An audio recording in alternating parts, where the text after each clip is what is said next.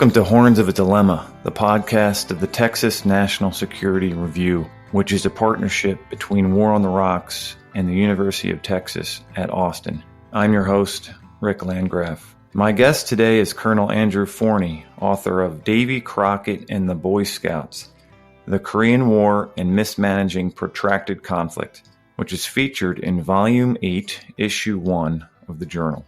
Andy is a U.S. Army strategist currently assigned to the 18th Airborne Corps. Andy, welcome to the show. Hey, thanks, Rick. I really appreciate you inviting me to come on and give me the opportunity to talk about my piece today. Absolutely. Looking forward to the discussion. And just as a disclaimer before we get started today, the views expressed in this episode are the author's own and do not represent the positions of any entity of the U.S. government. Okay, Andy, with that out of the way, in this article, you argue that the strategic manpower decisions and policies made by the United States before and during the war did not give the UN Command and the Eighth Army the capability or the capacity to militarily coerce China and North Korea to agree to a negotiated settlement. Before we get into your argument and some of the main points of the piece, I'd like for you to give our audience a bit of historic background and context because you pick up the story in 1953, I believe, toward the latter part of the war. Can you provide our listeners with a little bit of how we got here? For sure. And it's interesting that you asked that question because I think when we look a lot at the history of the Korean War, both the contemporary, what we're seeing in the 1950s and then up to the present day, there's a focus on what I consider the first 16 months of the war, maybe even the first half of it, if you will. That's really a war of maneuver, both in terms of what the North Koreans are able to, in summer 1950, to push South Korean and then later UN and U.S. forces down to the southern portions of the peninsula. And then we have in the Incheon landing, in which we turn the tide and we push the North Korean forces back north. And then in November, December 1950, we see the entrance of the Chinese into the war, and then again, the pushback of UN forces to back below the parallel and frankly back south of Seoul. And then a final UN-US offensive that pushes the Chinese back basically through early 1951. So that's really the common narrative, but it disregards the second half of the war. What I try to look at in my piece is, and you mentioned it already, beginning in 1951, but really gaining momentum in 52 and then into 53, was a series of meetings in Panmunjom between all the participants of the war to try and reach a negotiated settlement that would lead to a ceasefire and the establishment of a demilitarized zone. The United States specifically looked at using the military element of power to coerce the Chinese and North Koreans to a settlement. And so you've seen this particularly through their bombing campaigns in 1952 and early 1953, but then also wanted to use the Eighth Army in several different venues to use ground combat to reach a position of advantage that would then convey itself to the table of Panmunjom. And the thing that runs counter to that is we see a gradual loss of combat effectiveness in the Eighth Army and the UN Command writ large throughout the second half of the war. What I wanted to look at was to kind of understand why that happened. You would think that with the reliance on the Eighth Army as the ground component to force this military coercion, there would have been a desire to push its advantage. And yet what we see is that when they turn to the Eighth Army to try and do that, they're found lacking in their ability to do that. So that was really kind of the genesis and what I was kind of scratching my head and what I wanted to figure out there. But then also as we looked at how we look at protracted conflict, how do you manage that both before and during a conflict to allow you to maintain that momentum as you go forward? And speaking on the subject of combat ineffectiveness, which is really what you zero in on in this piece, you weave in a bit of a storytelling aspect of it, and it's the story of First Lieutenant John Sullivan. And this is how you open your piece. Can you give listeners a little bit of background? Who was Lieutenant John Sullivan, and why did you use this vignette to start your piece? Sure. So John Sullivan commissions in the Army in 1952. He spends some of his early years, or the early portions of his career, basically as a training officer, as he's sending forces both to Korea as well as Europe. And then he is deployed to Korea in late 1952. He basically becomes a platoon leader late 1952, early 1953. And so what was interesting about Sullivan and then his memoir, Toy Soldiers, which I recommend to all the listeners, is he describes in a very micro detail what I think the effects at the macro level are of some of these strategic decisions that are made. And so as he's a platoon leader, he's getting ready to go out on a patrol one day, and he loses his three most seasoned non-commissioned officers, three most senior junior leaders for rotation home. Now, this is part of the rotation system that at that time the U.S. has had in place for not quite 2 years, but you would gain points for the amount of time you spent on the front line. For an infantry soldier or infantry officer, that would convey for approximately 12 months of service. So he loses three of his seasoned recruits, and then in their stead, he gets three raw recruits and then a master sergeant who has never been on the front line, who's basically a cook, and then Fort Benning, Georgia, never even participated in World War II. So for losing these three veterans, he gets three green recruits and one master sergeant who he eventually sends to the rear because he knows that he's not able to do any good on the front line. And this all happens in the context of his platoon leader, his company commander, who is another lieutenant, who is told by regiment through the division headquarters that he has to lead a super patrol to bring in North Korean or Chinese prisoners. This is a driving factor in the 8th Army at the time for multiple reasons we can talk about later. So this patrol goes out, he gets overwhelmed. Lieutenant Sullivan tries to put together a relief effort. He goes back down to the regimental headquarters, and he literally has to find guys who were getting ready to ship home to prepare them to beat back a potential Chinese attack. These guys will, once the attack has been finalized, these guys will put down their weapons, literally get in the back of the trucks, and then drive to head home. And then finally, Lieutenant Sullivan is wounded in action right after one of the new recruits asks him if it's okay to throw a grenade in combat, because in training, due to a lack of supplies, he was never allowed to throw a live grenade. And so all of these together are just domino after domino after domino, in which strategic decision-making has now transposed itself down to the tactical level. And that's where I got the quote for the article. The quote comes from SLA Marshall. Marshall goes in 1953 as a reporter / semi-consultant for the U.S. Army to take a look at the fighting, and potentially apocryphal, but he writes that after one patrol gets ambushed and overrun, the commanding general of the 2nd Infantry Division asks him, "What are we supposed to do?" And he basically says, as I paraphrase, the Chinese and the North Koreans are Davy Crockett. They're on the line every day, and they're gaining experience and they're hardened fighters, while we continue to rotate in Boy Scouts who are never going to be able to best these kind of at the tactical level of war. And so what you have is just a continuous kind of war of attrition in which the United States does not have the ability to gain the tactical advantage, in which when you look at the operational level, the 8th Army is not able to conduct what we would call now combined arms maneuver, and are not allowed to or cannot exert any sort of pressure on the North Koreans or the Chinese to generate any sort of effects at the table of Panmunjom. Before we go into your analytical framework, and you mentioned it a little bit there, you started to how you examined strategic manpower decisions and policies at the three levels of war: tactical, operational, strategic. Before we go into that, I'd like to ask you what inspired you to write this piece and why now? One of the things I think that inspired me to write this, and Rick, I don't know if you remember this, but when we were in ROTC, we had to read This Kind of War, or maybe we acted like we had to read it. But as a young officer, as a college student, a young officer at the time, it left an impact on me because you had U.S. forces that were being defeated on the field of battle, which I think for many of us who grew up post 9/11, we always seem to have the tactical or operational edge. We can have a discussion about, strategic decision making, but in the Korean War, you literally had U.S. and UN forces being overrun. You had them kind of in pell-mell retreat. And so that always stayed with me as we went forward. I think you jump forward about 20 years, and I was fortunate enough to be part of the 2022 National Defense Strategy Review, the process that came up with the 2022 National Defense Strategy. Inside OSD, we brought together a lot of smart people, a lot of good work had gone into it. But as we looked at the force manning and force construct portion of the National Defense Strategy, I don't know if it was necessarily, as we will see later, I think if we'll talk about Russia, Ukraine, and even Gaza to an extent, it wasn't prepared for the reality of protracted conflict. As I started thinking about that, there seemed to be an over-reliance on technology. There seemed to be the idea that any sort of great power conflict would be wrapped up very quickly. Then when you got to Russia's invasion of Ukraine, we saw something very different that was taking place.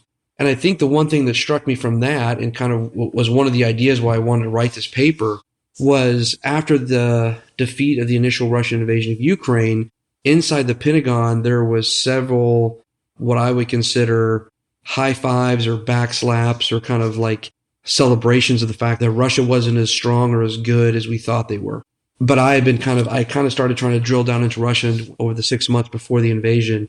And what we were seeing was they were going through a series of transitions that at a strategic level mirrored a lot of the things that the United States Joint Forces going through. If I were to say, hey, I want to describe a force to you that's shifting from counterterrorism to preparing for regional conflict against a near-peer adversary, that was scaling up from a, kind of a brigade-centric force to a force that was focused on a division level or higher unit of actions, as well as creating a structure that was more inherently joint. Am I talking about the Russian forces or am I talking about the United States? And so there was a quality of, there but for the grace of God go I, that I thought that as we kind of plotted what the Ukrainians are doing, we need to be a little bit careful and recognize kind of what the Russian forces were going through. The other thing that I think I took away from this was when you look at the Russian forces that went into Ukraine, they led with their elite and their best units, and those formations were destroyed.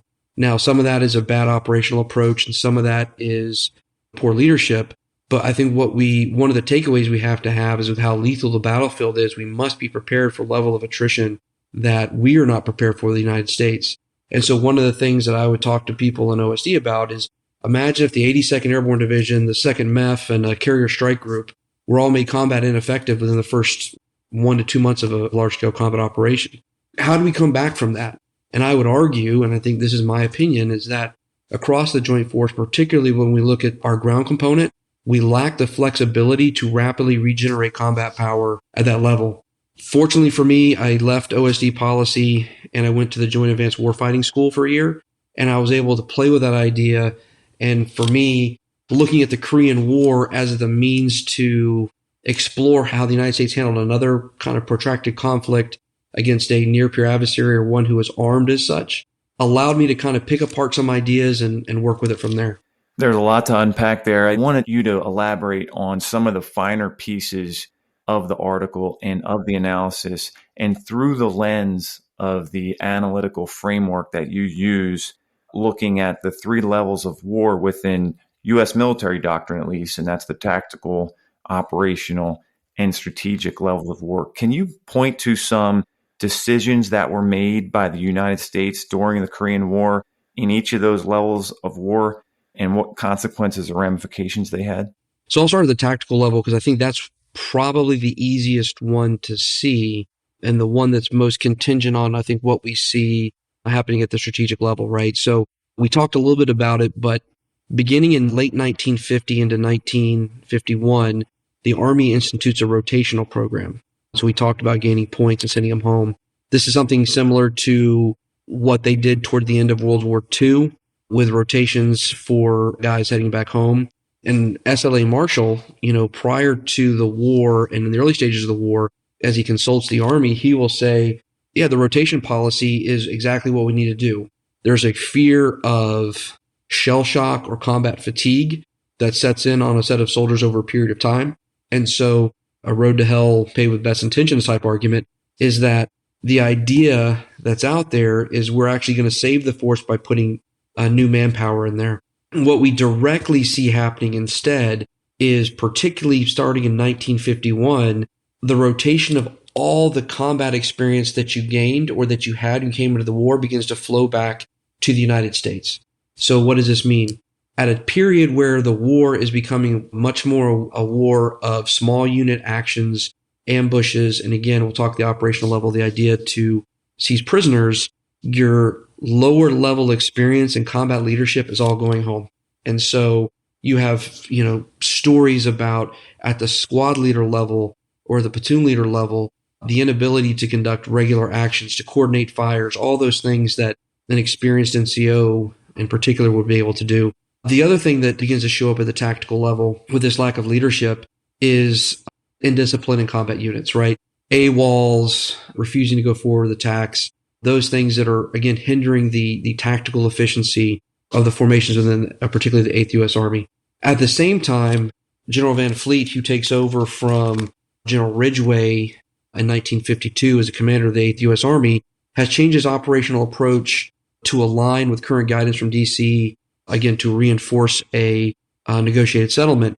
And in doing that, he puts the emphasis on small unit actions and, again, particularly seizing prisoners, because that is a way to find out what the Chinese and North Koreans are doing. And in its own way, he says, is basically a way to keep the fighting edge of the force sharp. Now, what this actually does, what we described in the tactical edge, it's a complete mismatch, and it's a complete lack of self-awareness by Van Fleet and his operational leaders, because they are not able to understand, we're going to make this a small unit war, but the talent from those small units are all going back. And so you have this complete kind of operation and tactical mismatch with how the war is executed. At the same time, the U.S. Army puts in place a policy of rotating what we now consider field grade officers, our staff officers, our majors, our lieutenant colonels, even some of our colonels, rotating them to Korea for 6, 9, or 12-month rotations for them to get combat experience. And this is for a lot of the guys who may have missed out on portions of World War II. And so let's get them combat experience because we think they have a future. And so now, again, that experience of being in a unit and building collaboration kind of laterally across different formations, that's the responsibility of a staff officer, isn't there. And so when you look at some of these bigger operations that take place, there's no rehearsals, there's no integration of fires and maneuver. And the idea is we're just going to throw random companies and battalions against a prepared defensive position until we see what happens. I would argue that's much like what we saw with the Ukrainian summer counteroffensive from last summer. The inability to integrate what we now consider combined arms to set the conditions for maneuver. And so a lot of striking similarities in what I saw kind of, from the open source, what the Ukrainians were attempting to do, and then what the 8th Army was not able to do as they tried to coerce the Chinese and the North Koreans on the battlefield in 1952. As far as lessons that current policymakers can draw from the Korean War, and specifically the Defense Department's force management system to account for the possibility of protracted conflict, what lessons can be taken from the Korean War and applied to the current strategic context? And not just Ukraine and Russia, but for the United States in general against other adversaries. Sure. So I think what we've seen in Russia and Ukraine, and I'd also extend this to a lot of what happened in Gaza and Lebanon, happened after the paper was completed. But I think I've seen some similarities there, which we can talk about later if you like. But really, when we look at kind of force management and force design, they talk about the iron triangle of force management. You have in strength, you have modernization and readiness. And if you're lucky, you can have 2 out of the 3 of those. And so what I'd argue is right now that the joint force, particularly our ground component, particularly the U.S. Army, has not made a decision about which 2 of those they want to favor. Is it going to be in strength? Is it going to be readiness? Or is it going to be modernization? Which 2 out of the 3 of those? And so by doing that, you kind of muddle along and get a little bit of everything, but not really good at any one thing. And so in the context of that, this is something that came out in the late 1970s, early 1980s, is a hollow force, a force on paper. We have a lot of people, but maybe they're not being trained and they don't have the most modernized equipment. And so when you look at large-scale combat operations, I think there's a tendency to believe more is better, more is automatically better, particularly in strength. I think when we look at the Korean War, and then if we extrapolate that out to, we've seen in Russia and Ukraine, to an extent in Gaza, is a core foundation of well-trained, modernized formations that can deny, in large-scale combat operations, that denies an adversary the initial objectives while buying time for follow-on forces to execute a counteroffensive, understanding that the way that the U.S. force right now is constructed, a lot of that counteroffensive is going to fall on the shoulders of National Guard or reserve formations, both in the United States Army and the Marine Corps. And so how are we managing that? How are we making decisions when it comes to the size of the force that we are very good at our jobs and incredibly lethal going forward, but realizing that force may be smaller and is going to have to rely a lot more on our National Guard and Reserve brothers and sisters for any sort of large-scale combat operation? I think we've kind of lulled ourselves to sleep a little bit with the fact that, hey, I think that the active duty component can probably handle any conflict. When you look at just some of the open source numbers for the amount of casualties that are coming out of Russia and Ukraine on both sides, they're mind-boggling. If the United States were to face anything of that scope, you almost have to build a complete new ground component based on those numbers. So that, how do you do that in such a way that you can maintain that operational level momentum and then preserve your flexibility at the strategic level? One of the things I didn't mention a little bit earlier was you talk about the implications of what happened with Eighth Army is by the end of the war, there is communication on both the military and the political side on escalation to include, both horizontal escalation with bombing of the Chinese mainland, as well as vertical escalation with using then atomic weapons or early nuclear weapons on the Chinese mainland. That's a direct reflection of not being able to coerce the Chinese or North Koreans through the military means with the components you have on the ground right now. And just to clarify, by end strength, you're speaking about the size of the force, right? Correct. Yeah, total people in the Army or the Joint Force at large. As far as this piece, like I said, this was out in volume 8, issue 1 of the journal. It's been a few months now. What kind of reaction has it received so far that you've gotten from readers? What I've received back so far has been positive. I think that there is a question, hey, why did you use the lens of the Korean War? You could have just written this piece without having to use a historical focus on it. And I was like, well, I wanted to be able to use a historical focus on it because I'm trained as a historian. I think that there were enough threads that I could pull on it, not necessarily be like, oh, look, this is how it happened in the Korean War, or we can't make the same mistakes and or history repeats itself wherever it may be. But to realize, hey, when you make strategic level decisions about manpower, and so some of the decisions that will be taking place here with the incoming presidential administration when it comes to budgets and how we want to prioritize things, there are downtrace effects to that in terms of how we look at or what we can expect our force to do, right? So if the idea is we're going to go all in on modernization at a higher level, what does that mean for our infantry formations or our Marine Corps formations on the ground? And what are they going to have available to them? And then what do we expect?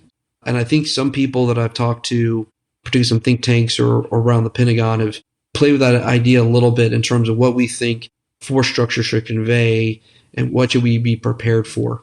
I still think that there's a common kind of lack of desire for the realities of potential protracted conflict to take center stage, with the hope that with enough technology, we can reach our objectives in like 2 weeks. And I think what we're seeing right now with how lethal the battlefield, that may not be an accurate perception.